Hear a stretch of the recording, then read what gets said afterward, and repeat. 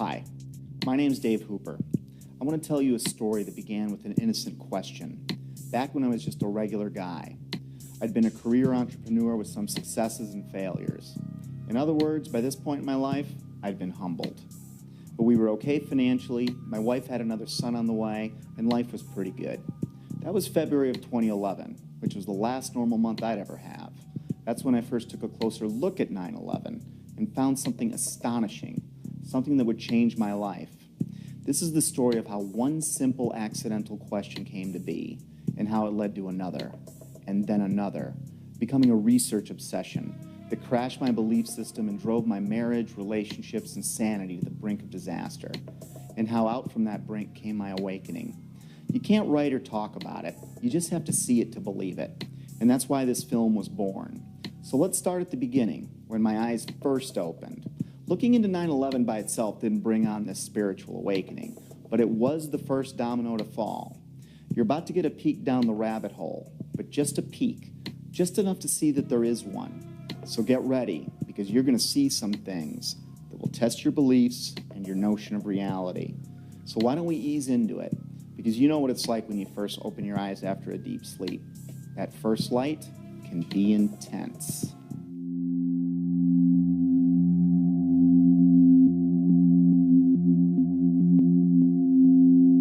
My awakening began with a simple question. It occurred as I watched a familiar clip of President Bush on the morning of 9/11. I didn't realize it then, but this question was about to change my life.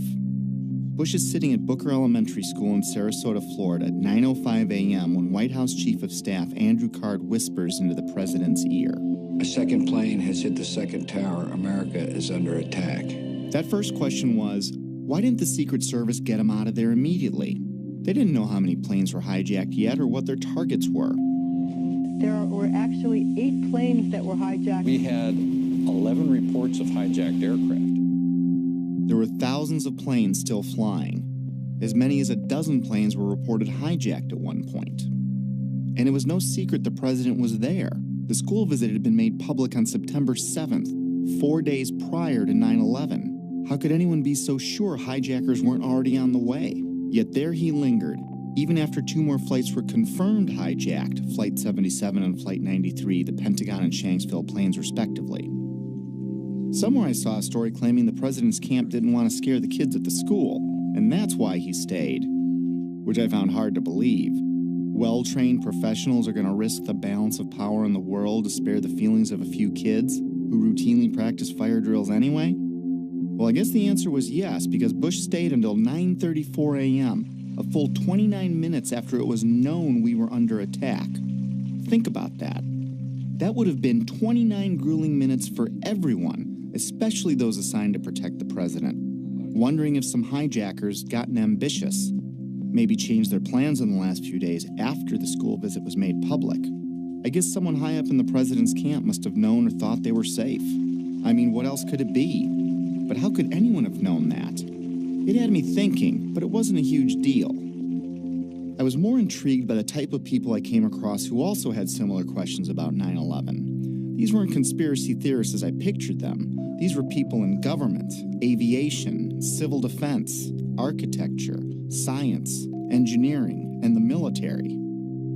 I decided to look further. I still had no idea the impact this would have on my life. I started by refamiliarizing myself with the incident, or I should say set of incidents. Of course, we all remember the second tower being hit, but I hadn't put much thought into the other parts of that day, and soon after looking, I was reminded that there were several incredible events on 9/11. I'd put almost no thought into the particulars of that day for 10 years, but that was about to change. In chronological order, the official version goes like this. 4 planes were hijacked by 19 mostly Saudi Arabian terrorists who then flew or attempted to fly those planes into 4 U.S. buildings: World Trade Center 1, World Trade Center 2, the Pentagon, and the U.S. Capitol. 3 of them were successful. American Airlines Flight 11 hit the first tower, the North Tower, at 8:46 a.m. United Airlines Flight 175 hit the South Tower at 9:03 a.m. American Airlines Flight 77 hit the Pentagon at 9:37 a.m. At 9:59, the South Tower collapsed after burning for less than an hour. At 10:07 a.m., United Flight 93 crashed in a field in Shanksville, Pennsylvania. Then at 10:28 a.m., the North Tower collapsed. And I barely remembered that a third building at the World Trade Center, Building 7, collapsed at 5:20 p.m. to close out the day. The National Institute of Standards and Technology, more commonly known as NIST, backed up the official government version that intense fires weakened the steel and caused all three buildings to fail, including Building 7, which oddly enough was not hit by an airplane, nor was it exposed to jet fuel, which is what I thought melted the towers to get that progressive collapse started. And you had that intense heat probably weakened the structure as well. As I looked for answers, I found Shyam Sundar of NIST stating, "The buildings were not brought down by explosives. Until then, I didn't know explosives were even in the conversation. And like hearing a child claim innocence before a question is even posed, it had my eyebrow raised." World Trade Center 7 collapsed because of fires fueled by office furnishings. It did not collapse from explosives or from fuel oil fires. While researching the official government story, I saw a news flash that the 9/11 families wanted an investigation of World Trade Center 7. I was a bit surprised. Why would they be questioning the official story? That seemed a little out there, but who could be more invested than they were? So I listened to what they had to say. Our perception of what happened on September 11th is very different from the general public's perception, I'd say, for the most part. I believe that the public is still uninformed about most of the issues that are surrounding them. I just don't think the public at all knows. They want to believe. I think the truth sometimes can be frightening. There's some deep explaining to do. The bottom line is that it needs to be investigated. We have to demand a new investigation. I want justice here. Nobody ever stopped to have a scientific investigation. A scientific investigation. A scientific... What did these families know that I didn't? It's obvious once you look, they've been trying to say something is wrong, and we need to look at 9/11 more closely, especially Building 7. And they weren't alone. I found an endless sea of organizations, rallies, websites, books, and films about that day, but I never really heard about any of them on the evening news. The families and many others were pointing to World Trade Center Building 7, the last one to collapse. I wanted to research what was so special about Building 7. We were only a few days away from launching my new business when I shared with Betsy that I didn't think there was any harm in pushing it back a bit so I could look into Building 7 for myself. This news, combined with the controversial nature of what I was looking into, was met with less than enthusiastic support by my wife, even though she tried to hide it. It was understandable. Remember, our baby was due in a few months, and I was suggesting changes, but they weren't too big and she was okay with it, so I moved forward. And that's how it began. I didn't know it then, but I set us on a course that would lead our marriage to the brink of disaster. But that hadn't happened yet, so let's pick this back up at Building 7. Here are some basic facts. World Trade Center 7, which was located in downtown New York City, is sometimes called the Solomon Brothers Building, but is most commonly referred to as Building 7. With construction beginning in 1984, it benefited from many modern advancements in building technology. It was a 47-story, steel-framed, fireproof skyscraper standing 550 feet tall. It was 300 feet from the nearest tower, the North Tower, or about a football field away. Even though it was one of the largest buildings in Manhattan, it looked small next to the Twin Towers. In September of 2001, Building 7 would have been the tallest building in 33 states. It collapsed at 5:20 p.m. the afternoon of September 11th. Even though Building 7 was not hit by an airplane, the official explanation for all three buildings that collapsed was that intense fires weakened the steel, resulting in total symmetrical building failure. The official story goes on to state that in Building 7, column 79 gave out first, starting a progressive failure of the remaining columns, which allowed the building to fall almost as fast as a bowling ball would into its own footprint. If a building that size accidentally collapsed on any other day, it would have been as famous as the Titanic sinking. Yet according to a 2006 Zogby poll, 43% of Americans never even heard of Building 7. Building 7 housed the CIA's largest station outside of Washington, D.C. It also contained the Secret Service's biggest field office. The IRS, Department of Defense, and the SEC also occupied entire floors.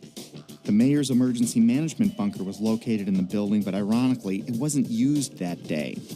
The rest of the tenants were primarily banks such as Solomon Smith Barney, which occupied the top 17 floors. Many government and SEC documents for cases primarily against Wall Street banks, but also including WorldCom and Enron, were destroyed, crippling the investigation into thousands of cases. At this point, I didn't think anything was too far out of place. I'd come across a few strange things, but I wasn't thinking conspiracy or anything like that. I did, however, find it a little odd that falling debris could set off a chain of events, ultimately turning Building 7 into a pile of rubble. However, I really didn't understand the physics involved, at least not yet. But I didn't need to understand physics to find it pretty strange that the whole building would crash through itself. I've played with Legos. Tip over? Maybe.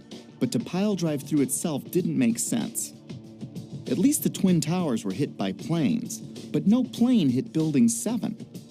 Sometimes it's easier for me to tackle complex issues with simple metaphors, so I thought of a stove.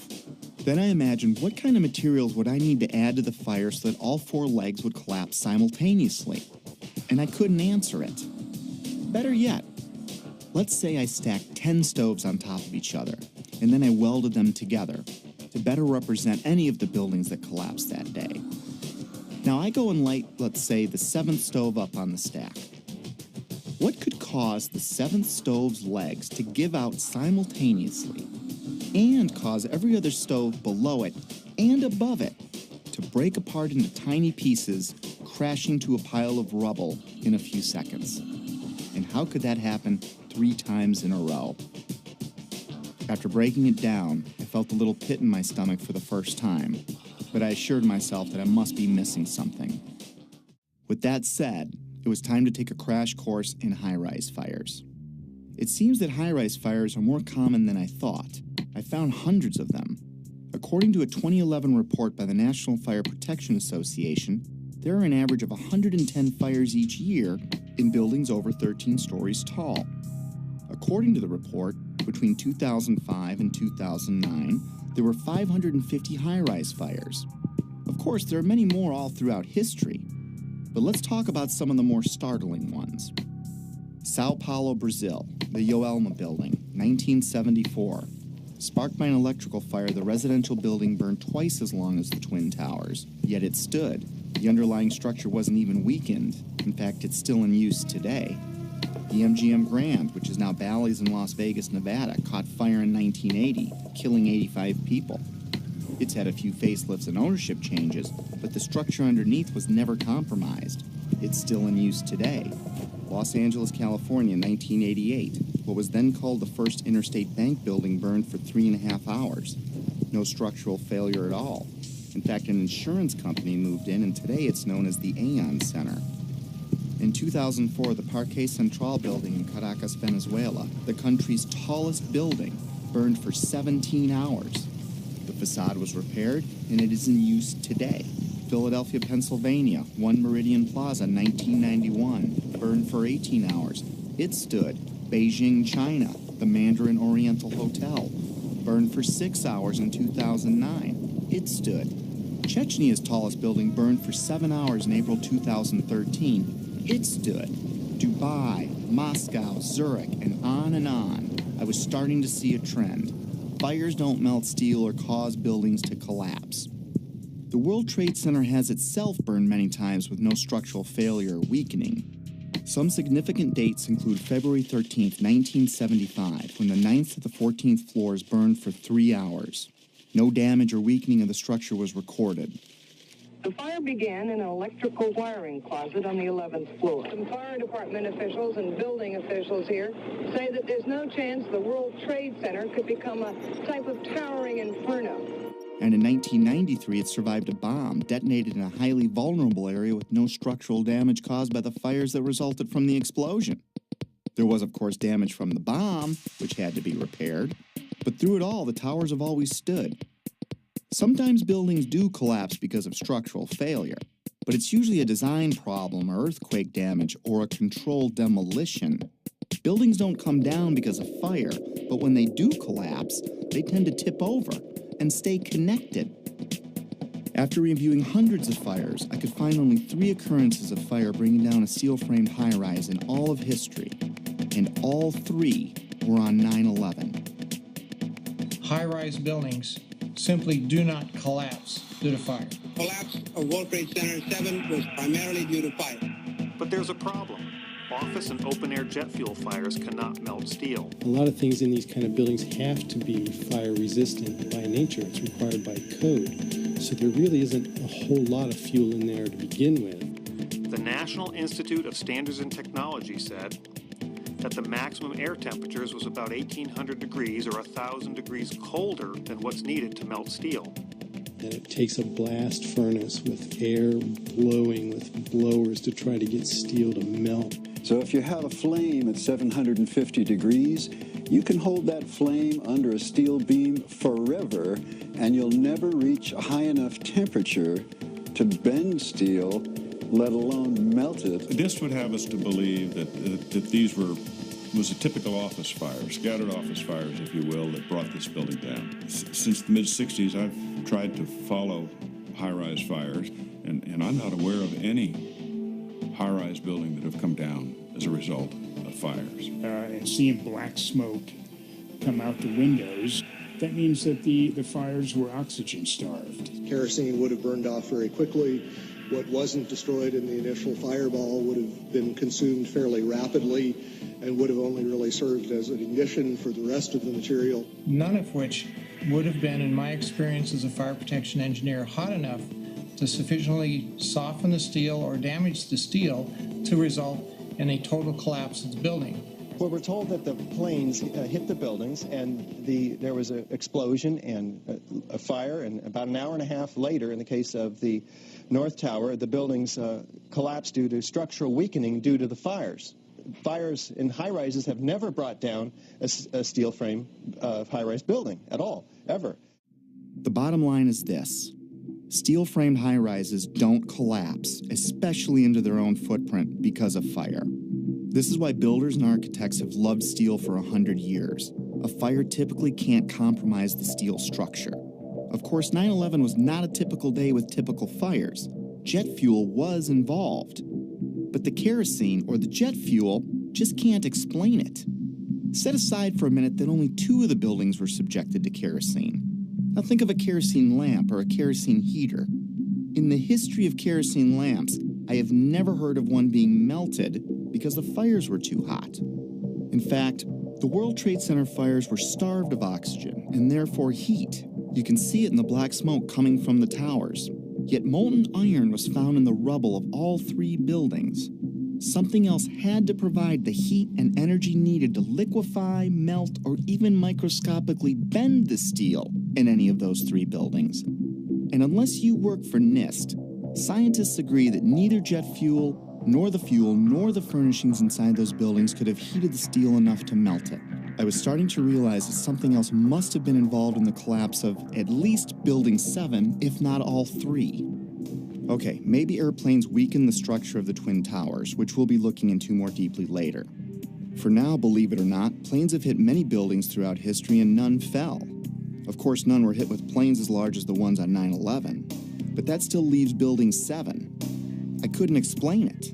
Can you tell me that if I throw a flaming chunk of metal off of one building, I can make the building next to it collapse in on itself a few hours later? Why do demolition companies even exist if you can just light a few random fires and wait for an implosion? Maybe the steel structure in Building 7 was so badly damaged from falling debris that the entire structure was compromised. It still can't explain the symmetrical collapse, but I looked anyway. Other buildings that have suffered severe structural damage by natural disaster or bombs didn't disintegrate into rubble piles. They stayed together in some way. Even the buildings in the Trade Center complex that suffered worse damage than Building 7 didn't collapse in on themselves. This uneasy feeling was growing, but there was much more to understand about Building 7's collapse, especially before I started jumping to conclusions in my own head. I needed to hear from some experts. It just didn't add up, the way the whole thing sort of pile drove itself into the ground and all at near free fall speed. Collapses straight down into its own footprint at free fall speed. This is uncanny. There's 40,000 tons of structural steel designed to resist this collapse. This building had 40,000 tons of structural steel in its structural system, and that is intended to keep it from going anywhere. The animation sequence from the National Institute of Standards and Technology for their model, their mathematical model of the collapse of building number 7. And they have the inside members that one column gave way, which they claim resulted in the collapse of all the surrounding members, and then this precipitated a global collapse. This would just not be physically possible for a gravitational collapse. According to NIST, the failure occurred at column 79 on level 12. This means basically they're talking about a single columnar collapse or failure that resulted in a total collapse of the building. That just does not make any sense. Regardless of the engineering, the logic tells you that if you have a single failure at some random point in the building, that the entire building is not going to collapse. Buildings don't break that way. The story that just a few columns can cause a synchronized global collapse, an implosion, is, well, that's just nonsense. The exterior columns on the outside as well as on the inside at the bottom would have to be severed almost at the same time. The building would want to topple over. It would want to bend over that weakened area and topple over sideways. What we saw the structures came straight down upon itself. It cannot happen that when you have asymmetric damage, you will get a perfectly symmetrical collapse. At free fall speed, that's impossible. That's a violation of the fundamental law of physics that says that for every action, there's an equal and opposite reaction. If you took a billiard ball and dropped at the height of the Twin Towers, and you just merely stopped it and started at every floor in free fall, it would take over a minute and a half to reach the ground. The buildings were down in 10 seconds. Buildings just don't behave like that. If floors fall, they tend to fall and are braced by the floor directly beneath it. And there's some delay there. And then the next floor falls with 2 floors, and there's some more delay. The buildings actually accelerated as they came down, meaning they were not getting resistance from these massive columns in the center of the core of this building. And when it's all finished, the outside walls from the lower floors are piled one on top of the other right in the middle of the building. So it's fiction to say that a building as modern as World Trade Center 7 comes down with no resistance. Doesn't add up. The official explanation was dead wrong. Just not possible. Not possible. Just doesn't make sense. It's not how it works. It can't happen. Never before in history. It just can't happen. Well, that's just nonsense. And that cannot happen. Couldn't happen. It's fiction. There's definitely much more going on than just fire. This was a controlled event. The symmetry is the smoking gun. In short, the evidence is clear. We are witnessing not the collapse of a building, but its demolition. At the time, I was thinking, wait a minute. My heart was pounding, my adrenaline was flowing, and I had a knot in my stomach. You know, the collapse never looked right to me, but then again, I never really thought that it defied the laws of physics. My imagination started to run wild. Could the hijackers have wired the buildings? Maybe the government didn't want us to know how really lax their security was, and that's why they covered up this fact. Maybe it was pre-wired for some reason, but that made no sense. If it was a controlled demolition, it would explain how much of these buildings were reduced to ash. It would explain why the towers fell after burning for only an hour or so. It would explain why they imploded instead of tearing apart. It would explain why they all fell at close to free fall speed. It sure looked like a controlled demolition, in retrospect. I couldn't stop at this point. I needed to know more. Late nights, coffee, research. My life was changing before my very eyes. I had taken my very first step down the rabbit hole. Little did I know how much deeper it would go. By now I knew that fires didn't bring down the buildings. And even if fire could somehow melt steel, the buildings would not have fallen in on themselves. They would have tipped over or torn apart. I was starting to find credible people talking about controlled demolitions and the use of explosives and molten steel. My mind kept wandering, trying to imagine how all this tied together. But first, I still needed to understand more about what happened. And what we find down there is pools of molten iron. What does that mean? Several tons. Exactly. What is that doing there? The first responders see it. The structural engineers see it. It's documented by FEMA, the melting of steel. Normal office fires is what's supposed to have brought these buildings down, along with jet plane impacts. But jet fuel and office fires don't produce molten iron or molten steel. It doesn't begin to melt until 3,000 degrees. At one point, I think there were about 2,800 degrees. See the stuff he's pulling out? Yeah. Red hot. 8 weeks later, we still got fires burning. The concept of molten iron is very important here. In order to get molten iron, you have to reach unbelievable heat levels. It takes much, much more energy than you could find with any combination of burning office furniture, jet fuel, or gravity. Molten iron can be an indication of the use of thermite. Thermite, thermate, and nanothermite are super hot burning substances used by the military that can cut through steel. It can supply its own oxygen so it can burn underwater. It would explain how fires burned at ground zero for 3 months even after the area was flooded. So thermite would also explain potentially the fact that the fires could not be put out at ground zero. The fires lasted for quite a while. The fires were finally put out on December 13, 2001, just over 3 months after 9/11, making it the longest burning building fire in recorded history. They burned underwater for much of that time. These fires were a big question mark. But first, it was time to take a closer look at NIST. They are the scientific agency backing the official version of events as most Americans know them. I was hoping they would curb my growing anxiety. Instead, what I learned about NIST made my heart sink. To understand NIST, you need to understand the relationship to explosives. They have vehemently denied that there were any. Not only did they not check for them, they state that none were used. Plain and simple. In fact, they have gone to unbelievable lengths to prove that explosives, or even the evidence of explosives, like pops going off, did not exist. Some people might call it incompetence. Others might call it selling your soul. NIST concedes that they found no evidence for explosives. So then we asked them, well, did you look?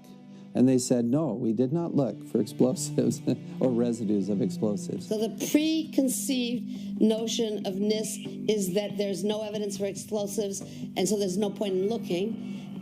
That is the most unscientific thing that you can possibly think of, not to look because you don't expect to find evidence, and in fact the evidence is overwhelming. NIST computed what they claimed would be the minimum loudness of an explosion that could sever column 79 with a single blast. Then they claimed no observers detected explosions as loud as their predictions. This size blast would have produced an incredibly loud sound that was not recorded on videos of the collapse, nor reported by witnesses. On the basis of this artificial threshold of interest, they swept aside all evidence of actual explosions and concluded that no explosives contributed to the destruction of the building. We did not find any evidence that explosives were used in the collapse. Was that a secondary explosion? Yes, it was. That was the... Yeah, definitely secondary explosion. Secondary explosions, sometimes described as pops or booms, are mini detonations apart from the primary explosion of the plane impacts. These types of explosions are routine in a controlled demolition. They were heard in all 3 buildings long before any collapsed. Like, it sounded like gunfire, you know, bang, bang, bang, bang, bang, and then all of a sudden, 3 big explosions. That sound was not picked up by any of the videos or witnesses that we have talked to. You heard explosions, like boom. We just heard one more explosion. That's about the 4th one we've heard. CNN is now reporting that there was a 3rd explosion at the World Trade Center. Equally unempirical is the treatment by NIST and Popular Mechanics of reports of explosions before and during the collapses. Both documents pretend that there were no explosions. Secondary explosion. We've got numerous people covered with dust from the secondary explosion. Okay, you get the point. Why was NIST denying these explosions? Why are they a big deal? Well, those explosions are a strong sign of a controlled demolition, but they're not proof positive of one. If it was a controlled demolition, there would be other signs like misfired explosives and particles in the dust. So their preferred method of dealing with this problem was to ignore or even deny the reports. John Gross, one of the chief authors of the NIST report, was captured on film while he was making a public presentation, saying that he knew of absolutely no eyewitness who has said there was a pool of molten steel. I'm curious about the pool of molten steel that was found in the bottom of the towers. First of all, let's go back to your basic premise that there was a pool of molten steel. I know of absolutely nobody, no eyewitness who said so. Get down below and you see molten steel running down the channel rails. Like you're in a foundry. Like it was lava from a volcano. The fires got very intense down there and actually melted beams where it was molten steel that was being dug out. Underground, it was still so hot that molten metal dripped down the sides of the wall from Building 6. The premise that there was a pool of molten steel. I know of absolutely nobody, no eyewitness who said so, nobody who's produced it. I was on the site, I was on the steel yards, so I don't know that that's so. Then I was at the site 2 weeks after it happened with Governor Pataki, right? And they had to cease digging that day. You know why? They were finding pockets of molten liquid metal. In an office fire, you cannot generate enough heat to melt steel. And yet we have evidence of molten iron in the microspheres, in the rubble pile, and the metal pouring out of the side of the tower. About 7 minutes before its final destruction, almost an hour after the plane hit, molten metal was seen coming out of the northeast corner near the 80th floor. What was going on here? These guys at NIST are the official version. Office and jet fuel fires can reach about 1,600 degrees under ideal conditions, but NIST said that the fires burned at 1,800 degrees, which they claim was just enough to weaken and bend the steel, which led to complete failure of each building's infrastructure. But that still leaves us more than 1,000 degrees short of molten metal, which was found all over Ground Zero. They denied that molten metal existed, and they denied that witnesses heard secondary explosions going off.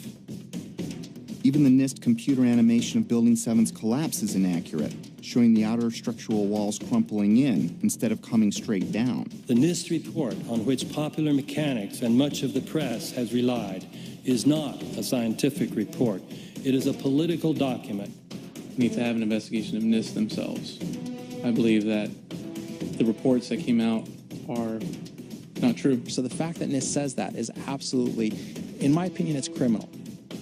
NIST wasn't looking for the truth. They were trying to hide it. But why? Were they asked to falsify their findings? I didn't think they came up with this on their own. When I see John Gross fidget and blush as he states there was no molten metal, I see a man that is doing what many of us do when we don't tell the truth. It's basic human nature.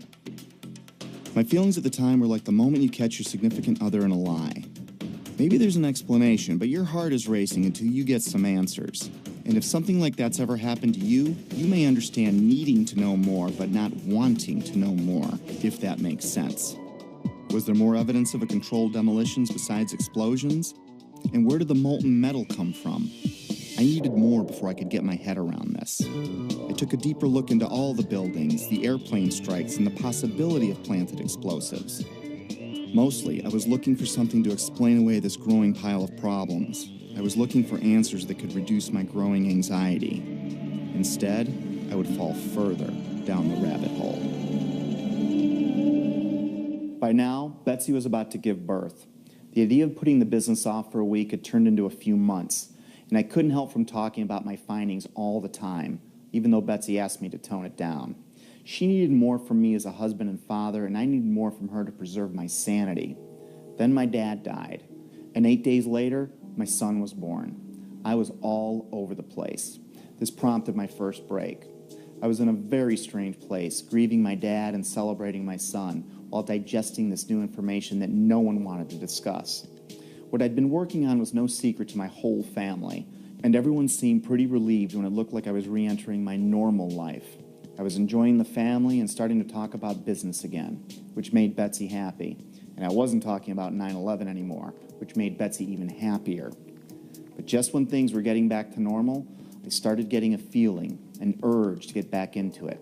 It kept growing and I couldn't explain why I had it. I tried to ignore it, but I couldn't. And like an addict that fell off the wagon, I was back at it like I'd never left. I still wasn't certain what brought down Building 7, but I was pretty sure it wasn't fire. And it certainly wasn't an airplane since it wasn't hit by one. Maybe a look at the Twin Towers could shed some light on this. Most skyscrapers are built on steel or concrete frames, which is a grid of columns and beams that goes all the way through the building. The World Trade Center was different. It was what engineers call a tube structure. It was a very, very strong mesh of steel. There's a large central rectangle in each of the towers that contained 47 columns, and these columns basically were the primary structural support of the building. These 47, 48 columns are essentially the superstructure of a battleship. They're essentially a suspension bridge. There's no way that burning kerosene can ever affect these in the least, if only because of the radiator effect. The minuscule possibility that fire somehow brought all three buildings down was gone. My only hope was that airplanes could have destabilized the buildings somehow. It didn't explain Building 7, but I was trying to give the official version every possible chance to be right. Let's look at the best documented impact that day. At 9:03 a.m., United Flight 175 hit the South Tower. The majority of the jet fuel burned off in the initial explosion, but maybe there was an explanation for the collapse in the plane impacts themselves. The first interview I came across was of Frank DiMartini, the construction manager of the World Trade Center. The building was designed to have a fully loaded 707 crash into it. That was the largest plane at the time. The building probably could sustain multiple impacts of jetliners because this structure is like the mosquito netting on your screen door. The jet plane is just a pencil puncturing that screen netting. It really does nothing to the screen netting. But the largest aircraft flying today, at least commercially, the 747, fully loaded, is on the order of 300 tons. So if you think about a 300-ton element crashing into a building that's been designed to carry 13,000 tons, you can see that an aircraft crashing into the World Trade Center would probably not do anything. We designed the buildings to take the impact of the Boeing 707 hitting the building at any location. But the plane had already hit. And what I noticed was the lights were still on in the lobby. That led me to believe that the plane never got to the core columns because the feeds for all these transformers feeding all the light and power in the towers were adjacent to the core columns. Those aircraft and those fires could not cause those buildings to come down in that way. The idea that airplanes could have destabilized the buildings never made much sense to me. The Twin Towers were like a solid iron rod coming out of the ground, supported by another steel building surrounding it. Let's use another metaphor to clarify what I mean. Let's assume a stop sign is like one of the towers. The post is the core and the thin shield of the sign is the Trade Center's outer mesh. If you shot a bullet through the stop sign, the bullet would go through the outer shell and the inner steel core that holds it up. Is the structure weakened after the event? Is it possible for the sign to implode in on itself, partially turning to dust? Does it matter if it was a flaming bullet that exploded on impact? Could the sign ever collapse in on itself? The plane impact still can't explain the near free-fall speed of all three collapses, but I had to look. So if it wasn't fire and it wasn't airplanes, then it wasn't natural. Maybe I needed to look for things that can make something like this happen. And holding off on the who and the why, for now. One step at a time. And it's my expert opinion, as a demolition expert, I was trained by the best the U.S. government has. I served 3 years on Underwater Demolition Team 12. 2 years I was attached to SEAL Team 1. And when I look at the buildings and how they fall and the way they fell, they couldn't have come down without being assisted in some manner. The only way that a building can accelerate as it collapses is by having pre-engineered, precisely timed, and precisely placed explosives. In other words, controlled demolition. The collapse of the building was caused by controlled demolition. In fact, the evidence shows very strongly that there were explosives used in the way the buildings came down. We started running floor by floor instead of popping out. It was like if they had detonated. Yeah, detonated. They were planned to take down a building. Boom, boom, boom, boom, boom, boom, boom. All the way down.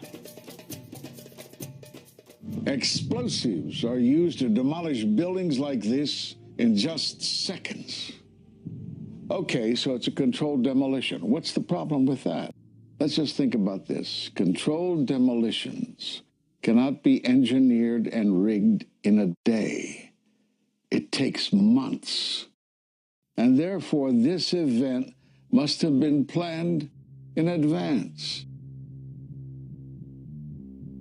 Controlled demolition is used to bring unwanted buildings neatly down into their own footprint. It's part science and part art. Through the placement and synchronization of many different types of explosives, demolition companies can control how and when any building falls. Some are brought down or pulled in a plain Jane fashion, and others as a pyrotechnic show for an active audience. There are many more, but let's look at 8 typical signs of controlled demolition. We've already covered a few of them. We know the buildings fell at near freefall speed and the collapses were symmetrical. Anyone can see that with the naked eye. We already established people heard explosions, but it was confusing to me.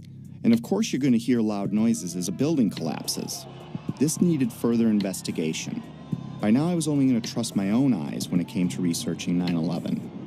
I think it's too important an event to let someone else tell you what to believe about it. But I'm getting ahead of myself. There are 118 documented testimonies of explosions heard from firemen and other first responders alone, which took a court order to be released, and that doesn't include the maintenance employees or regular tower workers. After analyzing locations and timestamps, I broke explosions into 3 categories. Impact synchronized booms were explosions seemingly timed with the plane strikes in the seconds before and after the collisions. Pre-collapse pops were explosions heard all over the buildings from the time of the first plane impact until Building 7 fell. The final booms and crackle are the main body of explosives, which are detonated over the span of a few seconds, leading up to and through the collapse. It seems that explosives went off in different parts of the Trade Center when each plane hit. William Rodriguez, a 20-year maintenance employee of the Trade Center who was decorated for saving many people that day, was in the building when the first plane hit. Let's hear what he and a few others had to say about a subterranean explosion coinciding with the first plane hit. It was a huge explosion that came from under my feet, meaning that it came from the sub-levels between B2 and B3. And there was a huge explosion at the top of the building. You could hear the difference from the bottom and all the way through the top. They were having coffee in the World Trade Center when the first plane struck. And all of a sudden it sounded like, I don't know where the subway is, but it sounded like a subway collision, a bomb. Just got out of the tunnel and it blew. The subway tunnel? Yeah. Yes, I was right there. I was down in the basement, came down, all of a sudden the elevator blew up, smoke. I dragged the guy out, his skin was hanging off, and I dragged him out, and I helped him out to the ambulance. What that man is describing sounds like an explosion, not jet fuel dripping down elevator shafts, as stated in the official version. Why did so many people hear an explosion below ground?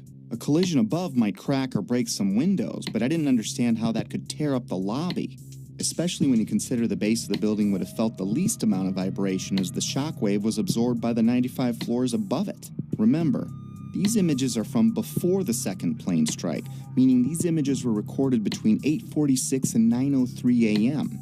The only thing that had happened so far is a plane impact around the 95th floor of this building.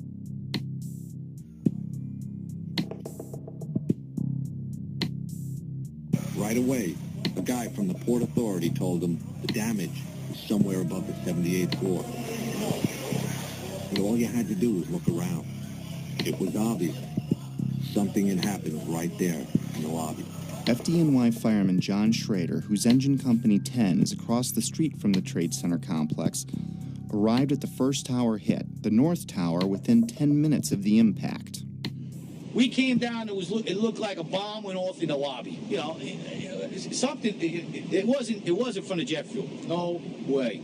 The ladies that are with me were in the World Trade Center in the first building and escaped through the lobby, where they report they believe there was a bomb in the lobby. The bomb hit the lobby first, and a couple of seconds in the first plane hit. I mean, I know of people that got killed in the basement. I know of people that got broken legs in the basement. People that got reconstructive surgery because the walls hit them in the face.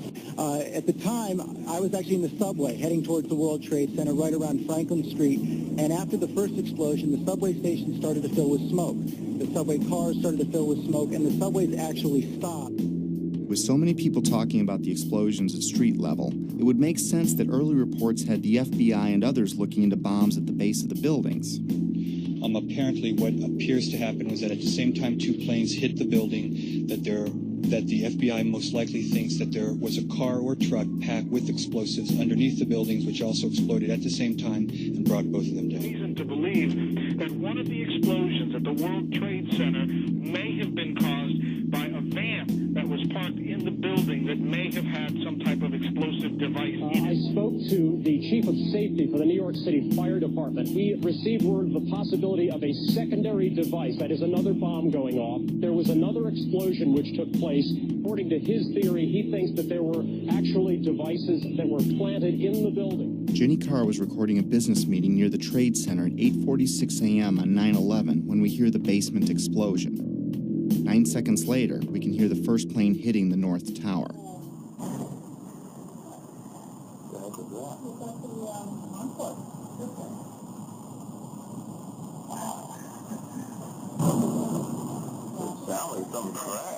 I think a bomb went off in the lobby first, then a plane hit the building, but then another plane hit the other building. Let's discuss these pre-collapse pops. From a distance, they sound like pops, but they're actually pretty powerful. Hundreds of secondary explosions were reported at various times prior to the collapse of all 3 buildings. In a controlled demolition, these bangs are shaped charge explosives blowing out beams before a collapse. They can be programmed to go off hours or seconds before an implosion. These were mostly reported as secondary explosions by the first responders and reporters. We've heard reports of secondary explosions after the aircraft impact. Then somebody said that they saw an airliner go into one of those towers. Then, I don't know, an hour later than that, we had that big explosion from much, much lower. I don't know what on earth caused that. Here, hold on. You want to call your mother or something? You gotta get back. The final booms and crackle are like the grand finale of a fireworks show. In a controlled demolition, the vast majority of the explosives are set to go off in an ordered fashion over the span of a few seconds as the building collapses. Depending on distance, this can sound like a rumble, booms, or crackling. That feeling that there was something else, that there may have been something else that brought those buildings down. There was a lot of talk there in New York of another explosion prior to the collapse of the first building. We could hear a rumble, which was about 5 seconds long, preceding the actual collapse, and then a boom when each of those towers collapsed. In this footage, which has been slowed, you can see white smoke emanating from the ground floor before the collapse wave arrives. It's an unsteady camera, but keep in mind whoever recorded this was running for their life. It was like watching a stunt car explode before it crashes at the bottom of the cliff. In this image, recently released by a Freedom of Information Act request, police department photographer captured an explosion originating at the base of the South Tower, just before the first tower collapsed. The explosions and shockwave before Building 7's collapse were captured in different ways. We were watching the building actually because it was on fire. The bottom floors of the building were on fire, and we heard this sound that sounded like a clap of thunder. Turned around, we were shocked to see that the building was, it looked like there was a shock wave ripping through the building, and the windows all busted out. In the end, the evidence of explosions was ignored by the organizations behind the official version, like NIST, FEMA, Popular Mechanics, and the 9/11 Commission. My independent search continued. Up next, the kink in the roof. It's not necessary for there to be a kink in the roof of an imploding building, but when it does happen, it's a pretty sure indication of a controlled demolition. The roof can only kink in when the central support columns are blown out first, meaning the destruction of the building is coming from inside it, not outside. This is done by design so the building falls in on itself. The kink in Building 7 is clearly visible to the naked eye. Controlled demolitions are designed to let the top of the building fall through its inner core columns, which is typically the strongest part of any building. Watch the penthouse of Building 7 sink into the floor below it just before the collapse begins. Squibs. Squibs are the sixth indicator on our list. In demolition vernacular, squibs refer to visible blasts from explosive charges. Often they are visible through mistiming or malfunction in some way. Usually they are hidden in the debris cloud. In simple terms, squibs are visual evidence of explosives. Squibs were recorded from the moment of the first plane impact through the collapse of the last tower. For me, they went unnoticed until I looked at the video more closely. These stills captured squibs as the towers collapsed. The official version stated these squibs were compressed air caused by the pancaking floors, which squeezed air to the point of bursting out a window. The seal of the building was already broken when the collapse began. Logically, if it was compressed air, it should have found the path of least resistance through the broken part of the building. It shouldn't have knocked out a window here or a window there, as many as 40 floors below the blast wave. Naysayers tend to say, well, that's just air being blown out the windows. I mean, it doesn't really work to say it's just air pressure. And I've estimated these are coming out faster than 100 miles an hour. The following clips show multiple squibs popping out, sometimes simultaneously, sometimes dozens of floors away from each other. Of all the 9/11 information I've come across, this may have been the easiest to spot. Yet it provided me with one of those stark moments in which the reality of 9/11 sunk in to a new level. In this clip, notice how the squib occurs before the floors above reach the blast ejection point. Not all squibs, however, were easy to spot. Remember how we discussed explosions that were timed to go off with the plane impacts? Well, this is the first plane impact. Notice the dark brown smoke coming out of the top floor of the tower. This smoke is already dissipating before the plane strikes the building. In this segment, the NBC camera is pointed at the north tower, the first tower hit. In a few seconds, the second tower is going to be hit. You'll know it when it happens because of the reporter's voice and the fireball in the lower left corner of the screen. Now keep your eye on the east facade, the one on the left. Notice how several tiny explosions go off as the second plane hits the other building, perhaps in an effort to mask some necessary work prior to its demolition, as I was thinking at the time. Oh, another one just hit. Something else just hit. The seventh characteristic of a planned implosion is what's called a demolition wave. It's the path of destruction in a controlled demolition. It is a visible wave of explosions moving down the columns of a building just ahead of or at the speed of gravity. This array of synchronized explosives is timed to blow out floors beneath the collapse wave as the floors above reach the floors below, thus allowing a drop at approaching freefall speed.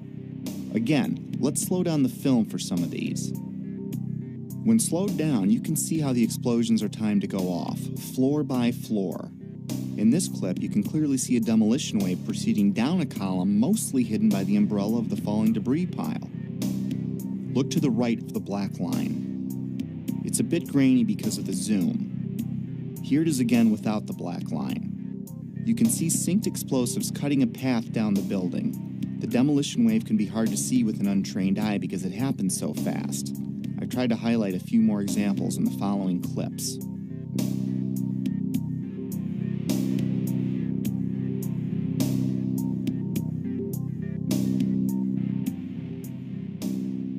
Often buildings being demolished will have a mesh around them to keep projectiles from shooting away. In the case of the Twin Towers, there were thousands of pieces of steel jettisoned out much further than they could have if it were a gravitational collapse. Some pieces were ejected laterally over 600 feet. Some of these pieces weighed several tons. Let's listen to what a few experts had to say on the topic. Window mullions and things went up and out. That kind of stuff can't happen with just pure air pressure of floors getting sandwiched together. Large, multi-ton beams were hurled hundreds of yards laterally. Gravity works vertically, not laterally. The fragments which are being, which is coming out of the tower obviously being kicked out by an explosive action. And here it is trailing white smoke the whole time. It really is indicative of some kind of explosion. I'm no physicist, but if this was a gravitational collapse, there is no way that multi-ton beams can land 2 football fields away. I've lived in high-rises my whole life, and I've dropped things off my balcony, things like shoes and computer monitors. All they do is fall straight down. Even aerodynamic items like plates never ended up across the street. In some of these clips, you can see projectiles actually propelled upward, forming an arc. If this were a gravitational collapse, pieces could not be shot upward. And consider the pieces we see. The small pieces weigh a few pounds and the biggest pieces weigh several tons.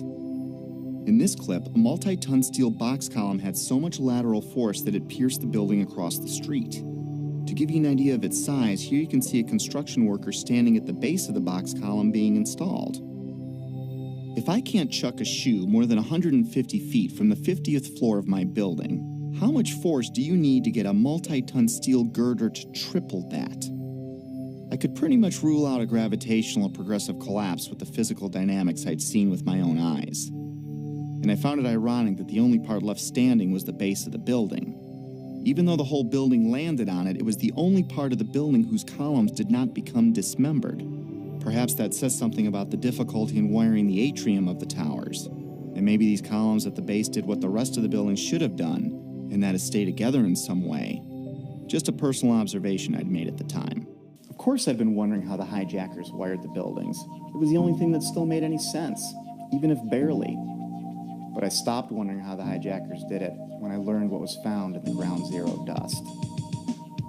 Even though the cleanup and removal of the Ground Zero evidence began within hours of the attacks, not all of it was removed. Many different dust samples were analyzed by scientists all over the world, and what they concluded put the final nail in the coffin of the official story for me. We touched on thermite earlier, but we're going to look into it more deeply for reasons you'll soon understand. Thermite is a chemical mixture, usually of metal oxide and aluminum powder, with several variations. It's often used in fireworks, underwater welding, and military weapons. It can also be used to cut steel beams. When thermite is detonated, it leaves traces of itself in the debris, like perfectly round microscopic spheres of iron, and unexploded thermite itself, both of which were found in the Ground Zero dust. The fact that explosive residue was found in the dust didn't surprise me, at least not by now. I already knew in my heart it was a controlled demolition. What rocked me was the type of thermite found. You see, it was a special type of thermite called nanothermite, and it meant that the odds that the hijackers could have done this dropped to near zero. My belief system kept taking more hits, which we'll discuss in a bit. For now, though, let's have the experts walk us through the basics. In 3 different samples from 3 independent researchers, the R.J. Lee Company, the USGS, and Dr. Stephen Jones's work. All 3 separately found these microspheres. As much as 6% of the World Trade Center dust consisted of tiny, previously molten iron spheres. You cannot get a perfectly round sphere of metal from the building tearing apart. The only way you can get that is by starting with a molten liquid. Then the hydrostatic pressure will create the perfectly round sphere as it solidifies. So what produced all that molten iron? Well, it has in it the chemical evidence of a special incendiary, which is thermite, a high-tech incendiary used to cut through steel like a hot knife through butter. These spheres have iron, aluminum, fluorine, manganese, very unusual elements associated only with thermite. And there's small chips of unignited thermite as well. In the dust, we found what we characterize as unreacted thermitic material in the shape of some very tiny red-gray chips. We captured the residue after the material had been heated. The red-gray chips, as we ignite them, produce spheres that have iron and aluminum, just like we see in the dust in abundance. and the composition was very, very similar.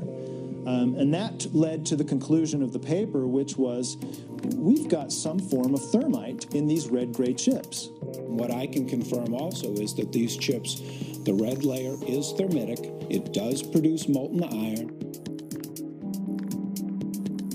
I've heard this argument that somehow perhaps someone seeded these samples with nanothermite. There have been some that have argued that these red-gray chips could be paint of some form. I've also heard the argument that perhaps the falling buildings just generated this nanothermite. Well, no. So it wasn't, the red-gray chips are not the primer paint that was used on the WTC steel. These chips are not naturally occurring. They are not going to form because some materials fall down in a building and touch each other and get compressed together. That's just not what this material is.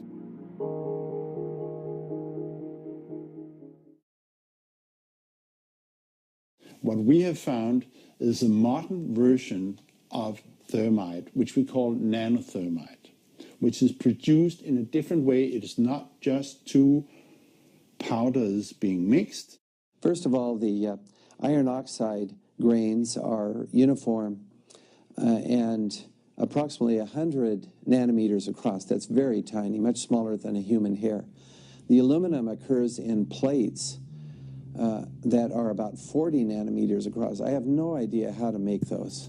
I mean, this is a high-tech material, and it's embedded in a carbon-rich matrix with order. These red-gray materials have very orderly sheets containing aluminum. This is a material that is made up of nano-sized particles that are all very uniform, very symmetrical. The aluminum appears in thin platelets about 40 nanometers thick. It is the small size of the particles involved in this material that allow us to characterize it as nanothermite.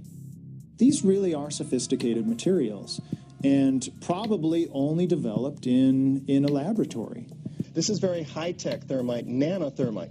It's not found in a cave in Afghanistan. It's produced in very sophisticated Defense Department contracting laboratories. We compared our spike that we got with a spike from known nanothermite, which is produced at a military laboratory. Their measured energy released with known nanothermite was less than these red-gray chips. What we are dealing with, I think, in World Trade Center is modern military material which is unknown to the general public. It takes steel and it creates molten steel. So it takes beams of steel and it turns it into molten steel, and it just everything underneath just sinks into the ground like what you saw. And it is a special U.S. military grade weapon. So the military uses it for a number of different applications. Okay? It is a military grade weapon. It's not something you could make ever. I was pretty astonished at how deep this rabbit hole was getting, even though I still had no idea what I was in for. Of course, by now, I had to acknowledge this was a planned demolition, unless I wanted to lie to myself. Maybe you can explain squibs, but how do you explain explosions or the molten steel? And if you explain that, how do you explain the rate of fall or thermite in the dust? I had to face facts. No matter what my heart wanted to believe, these buildings were wired to blow, plain and simple. But it wasn't until understanding how nanothermite is made and who has it that I considered, for the first time, that someone other than the hijackers had to be involved. And as scary as it was to consider, it might even be homegrown. Hundreds of questions kept flooding in. Why would underfunded guys on the other side of the world use something so exotic as nanothermite that could easily be tracked by our intelligence services? Who would sell it or make it for them? Why risk accessing the buildings every day for months? How did Building 7 get detonated at the end of the day? If you have the means and go to the trouble of getting nanothermite and wiring the building, why let the plan rest on using box cutters to overthrow military and combat-trained airline pilots, along with dozens of passengers, as the official version states? Heck, why bother killing yourself in a plane crash at all if it wasn't needed to take the buildings down? I had no idea what I was staring at least not yet, but a few puzzle pieces had been filled in. I knew that the buildings were brought down by controlled demolition, military thermite was used, NIST was being used to sell a lie, and someone wanted us to think that planes had caused this. I kept replaying the event in my head over and over, assimilating each new piece of information as I discovered it. And like a retreating army, my line in the sand about what could have really happened kept moving further and further back, and getting closer to home. But I was on a mission, and I was obsessed to find out the truth. Researching late every night was disrupting my home life again, and my wife still didn't see eye to eye with me about 9/11. Back then, she still believed the official version, but she hadn't seen what I had. For a time, she even thought I was losing it. For a time, I wondered it myself, because I was coming across things I had a hard time believing. My former dismissive, conventional thinking self was fading away as my eyes continued to open, causing changes in my belief system and further destabilizing our home. It was harder than ever to drop the subject. Rifts were developing in other relationships too. I was angry at everything and everyone, from God to the government to anyone that didn't want to hear or believe what I had to say. I became a bit reclusive as I dug deeper. If the building was wired, lots of people had to get past security every day for a while. Remember when I said I lived in high-rises my whole life? Well, I worked in them too. And there is no way you can access buildings like those without the building security knowing. Lots of equipment had to be brought in. Authorization forms would need to be filled out. There would be drilling and pounding and dust in the ventilation ducts. Whoever was coming in would need a plausible reason to be there. They would need access to the elevator shafts. They would be taking incredible risks each day unless they had permission to access the guts of the building.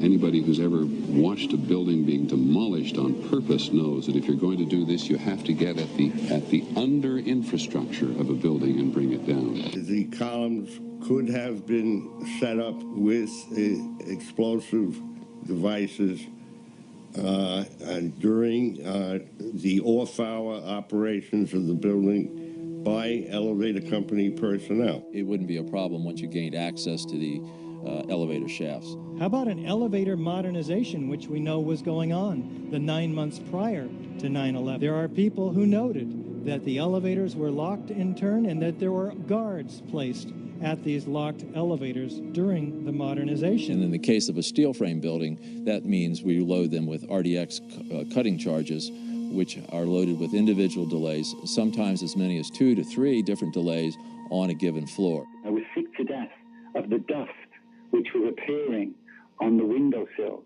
It was dirty grey and very, very noticeable in that week leading up to 9/11.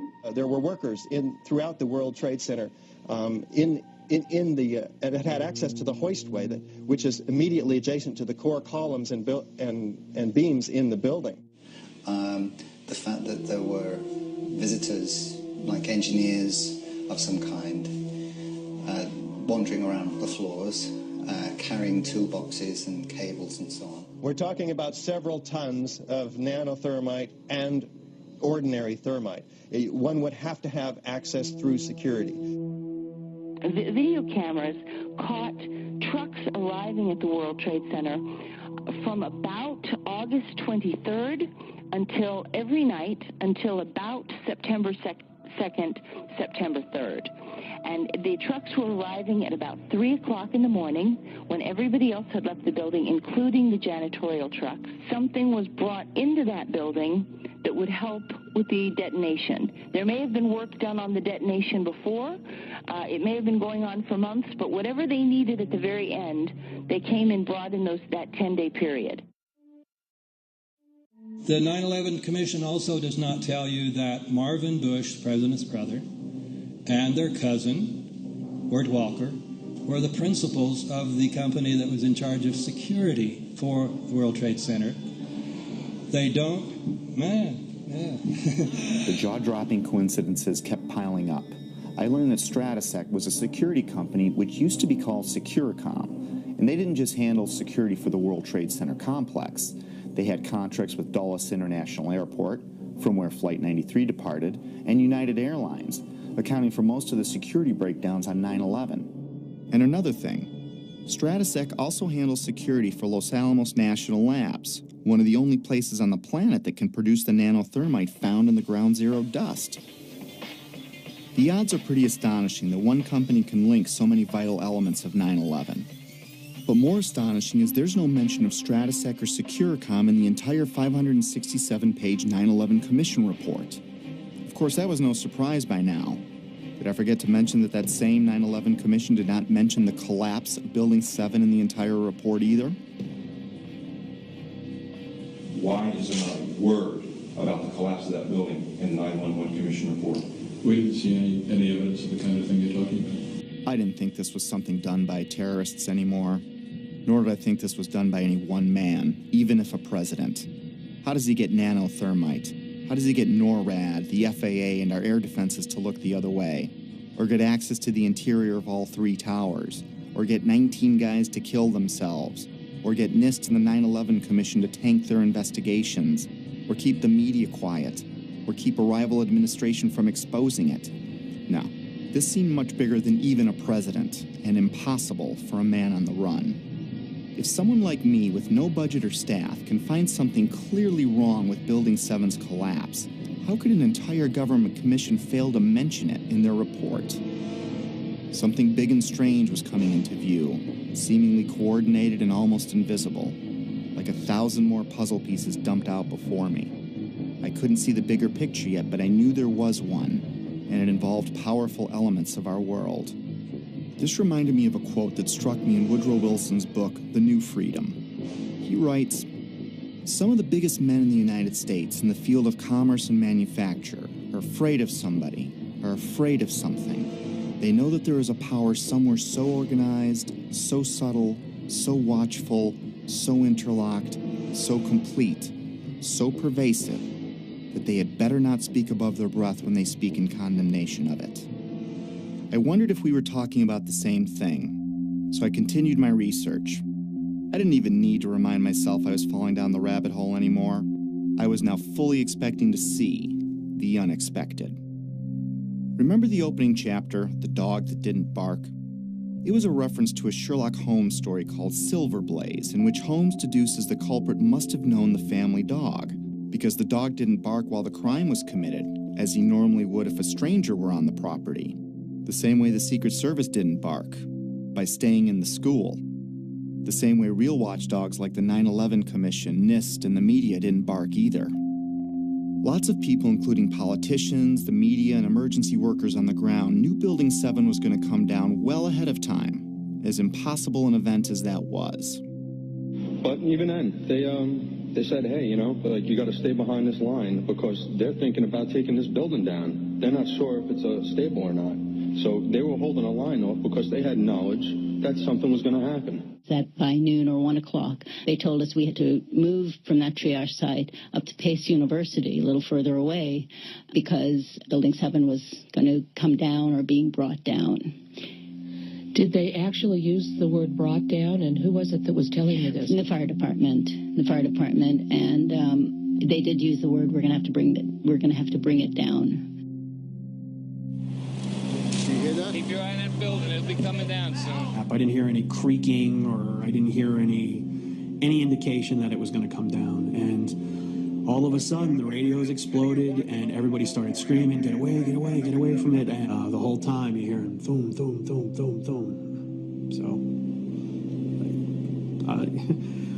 I think I know an explosion when I hear it. We are on the phone with New York Fire Department Lieutenant David Restuccio. Can you confirm it was number 7 that just went in? Yes, sir. And you guys knew this was coming all day? We had heard reports that the building was unstable and that it eventually would either come down on its own or it would be taken down. And we were in a building in which we were trapped for about 10-15 minutes. And we set up headquarters at 75 Barclay Street, which was right there with the police commissioner, the fire commissioner, the head of emergency management. And we were operating out of there when we were told that the World Trade Center was going to collapse. The World Trade Center was going to collapse. It was going to collapse. It was going to collapse. But it was the media's pre-knowledge of Building 7's fall that was much more telling. Several news outlets around the world reported the collapse of Building 7 long before it happened. I listened closely to these segments. Considering Building 7 wasn't hit by an airplane and no high-rise has ever collapsed because of fire, how was it that all these different news agencies reported it before it happened? How can anyone report there has been an improbable accident before the accident happens? Now, more on the latest building collapse in New York. You might have heard a few moments ago, I was talking about the Salomon Brothers building collapsing. And indeed it has. Apparently that's only a few hundred yards away from where the World Trade Center towers were. That one of the other buildings, Building 7 in the World Trade Center complex, is on fire and has either collapsed or is collapsing. That has structural damage as well. We saw a lot of glass broken out, and a corner of the building appeared to be in distress, and there's concern that there might actually be another collapse of that building. We are getting word from New York right now that another building has collapsed. Is that smoke coming from this third collapse? Okay, that is what we're understanding, which makes sense because it looks like the sun is going down. But I'm hoping that enough people have cleared out of downtown Manhattan so that perhaps it wasn't as full as it might be normally around 5:30 on a Tuesday. That information, of course, take a look at that right-hand side of the screen. It's going down right now. There it is. Yep. It went down. Brown building, the tall one, is number 7 World Trade Center. Heard several reports from several different officers now that that is the building that is going to go down next.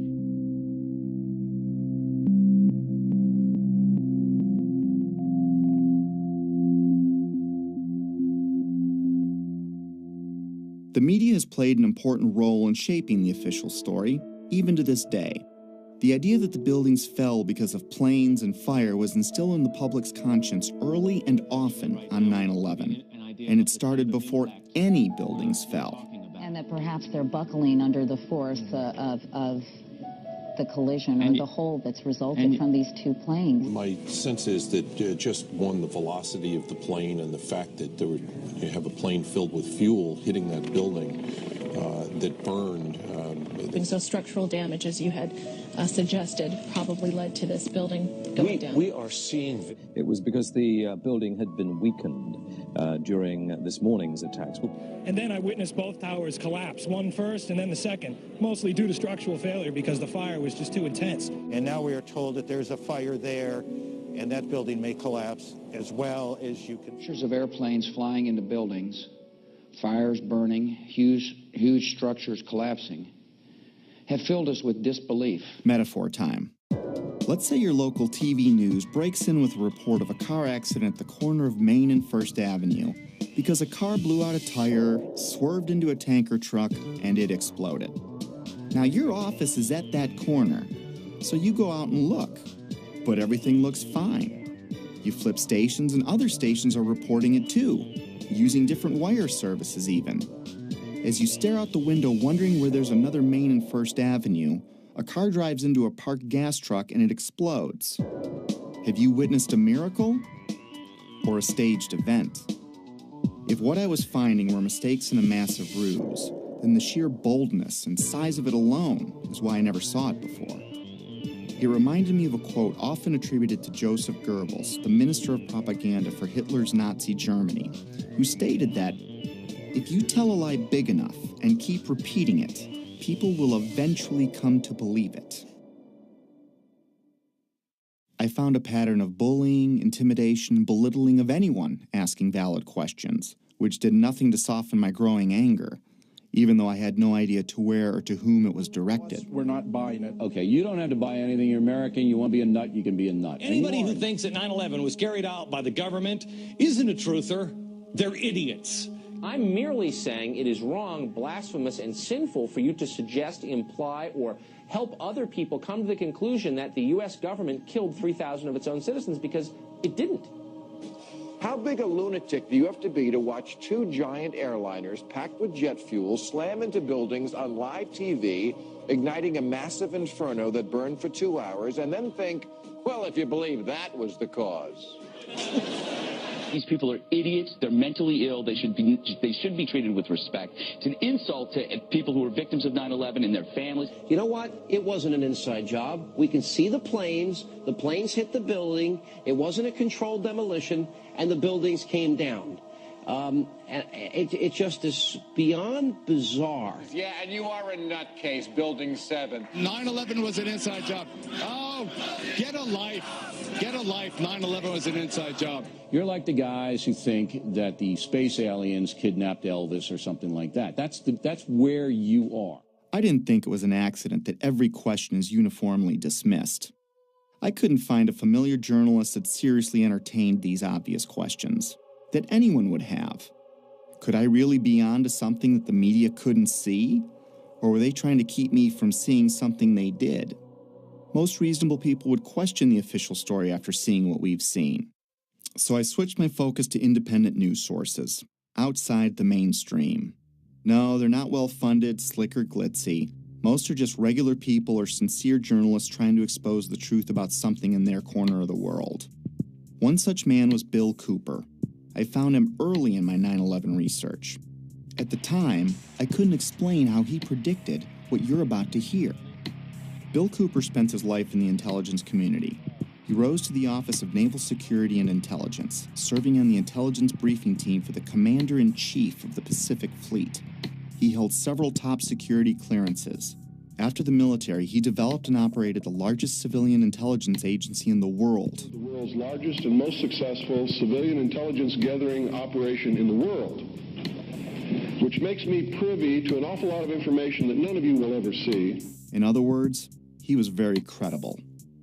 The following clip is from his radio program, The Hour of the Time, which aired on the night of June 28, 2001, 76 days before 9/11 happened.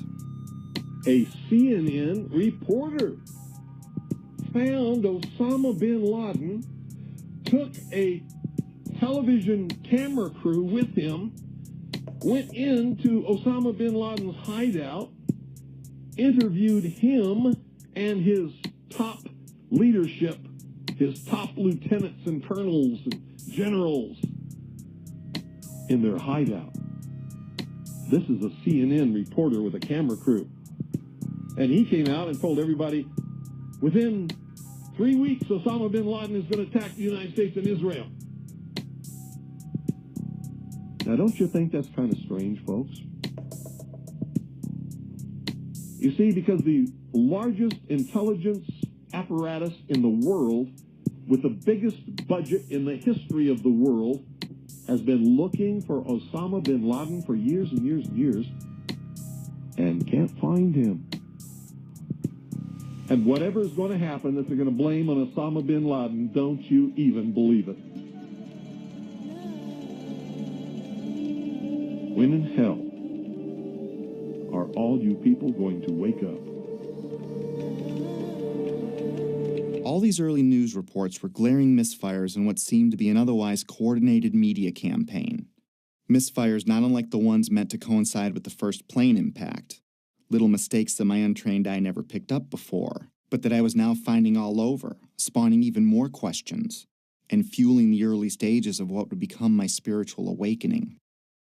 As I continued finding evidence leading me away from the official version, it was not surprising the main body of evidence was being removed within hours of the attacks, cleaning up a crime scene with no real investigation. Because what they did immediately after 9/11 was they started removing the steel, the debris from Tower 7 and all the towers immediately. 400 truckloads per day of material were taken away from the World Trade Center site and sent to China for recycling.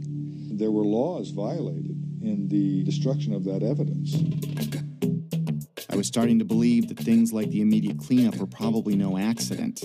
And to discover what was really happening, I'd need to find the ones behind the cleanup and the coordinated media and NIST and FEMA, the Federal Emergency Management Agency, which in another huge coincidence arrived at New York for a training exercise on Monday, September 10th, the night before 9/11, which is convenient as they oversaw the cleanup of Ground Zero. To be honest with you, we arrived on late Monday night and went into action on Tuesday morning. And not until today did we get a full opportunity to work. Over time, it got easier to find puzzle pieces, like the following testimony by Norman Mineta, the Secretary of Transportation in 2001, who was with Vice President Dick Cheney on the morning of 9/11.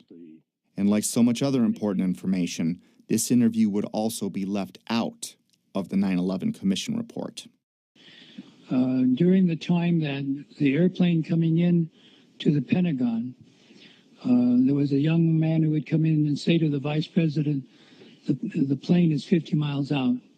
The plane is 30 miles out. And when it got down to the plane is 10 miles out, the young man also said to the vice president, do the orders still stand? And the vice president turned and whipped his neck around and said, of course the orders still stand. Have you heard anything to the contrary? Well, at the time I didn't know what all that meant. And the flight you're referring to is the flight that came into the Pentagon. The Mineta testimony launched my investigation into the Pentagon, Shanksville, the hijackers, and many other aspects of 9/11. And if I thought I was a long way down the rabbit hole already, was I way wrong. My belief system would ultimately be shattered, but rebuilt to accommodate my evolving worldview. Back then, however, I was only a few months into my investigation, and I was going through a full scope of emotions, and frankly, having a difficult time handling all of them. Denial, curiosity, fear, disbelief, paranoia, anger, and heartbreak, and I would go through many more. I was still unable to reconcile all the data in front of me. I couldn't see the bigger picture at the time. But like the wind, it can't be seen, yet we know it's there because it leaves evidence of its existence. Very much like the trail of breadcrumbs I'd been researching over the last few months. But it's not something I could understand in one sitting. It took time. Coping with the flood of emotions took a while. I didn't have anyone guiding me or anyone to talk to about it. I felt like I had no foundation, like the ground was crumbling beneath me. The truth is hidden by several mechanisms, especially the limits of our own preconceived beliefs. I'd been so ignorant and dismissive, but now I wondered what else I'd been fooled about. Over the years, I came to see that we're in a battle of information, a battle of beliefs, or a spiritual battle, if you will. I also came to believe that 9/11 is only one battle in a much larger war, a war I couldn't see yet, but one that I was well on the way to discovering. This is a lot to take in, and we all wake up at our own speed, if at all, which is why I stopped after only looking at the Trade Center portion of the attacks. There is so much more to this, but it's easier to process in smaller chunks. Betsy and I woke up at different speeds. My eyes started opening pretty quickly, but it took Betsy a few years, even though we talked about it all the time. It wasn't until she watched early versions of this movie that she began to believe me. I clearly remember the day in June of 2013 when she came voluntarily and shared her own thoughts about her own 9/11 research, something she'd never done before. And I knew by talking to her that her eyes were finally opening too. It probably saved our marriage. Getting past that stumbling block opened the door for us to reconnect. If there's a pit in your stomach, don't be overwhelmed or scared. Whatever's behind all of this has been there for a long time, and I'm sure you've lived, loved, and laughed in that time. And you still will. The shock will wear off, and what will be left is a much better understanding of how the world works, which makes the bad guys' jobs harder. Over time, the discomfort and confusion subsided, and I went back to my life, with clarity and new hope for what's ahead. Today, I'm able to laugh and be happy and look forward to the future like everyone else. I have all that, and I'm more aware of important things happening around me. So if you want to forget everything you've seen, go back to your regular life. Soon you'll forget about all of this. Our defense mechanisms work that way. But if you decide to jump down the rabbit hole, my advice is to seek your own answers, do your own research, and don't let anyone tell you what to believe about anything. Because until you see it for yourself, it'll be hard to ever understand why it's so important to know it exists.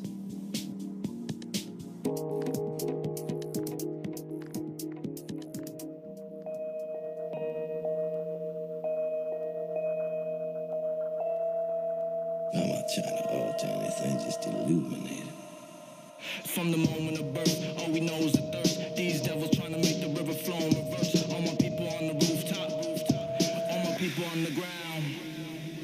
Did you really think I came to bring peace? I came for blood to rain on these streets, bang on these beats till we're all away. They ain't got the balls to haul us all away. Shout it from the rooftop, God is great. All these wannabe cobras just guard as snakes. I'ma shine the light, watch them cower in shame. Got guns, but the flame will devour your brain. It's bigger than freedom, bigger than change. Politicians, citizens, sinners, and saints. Raise the vibration.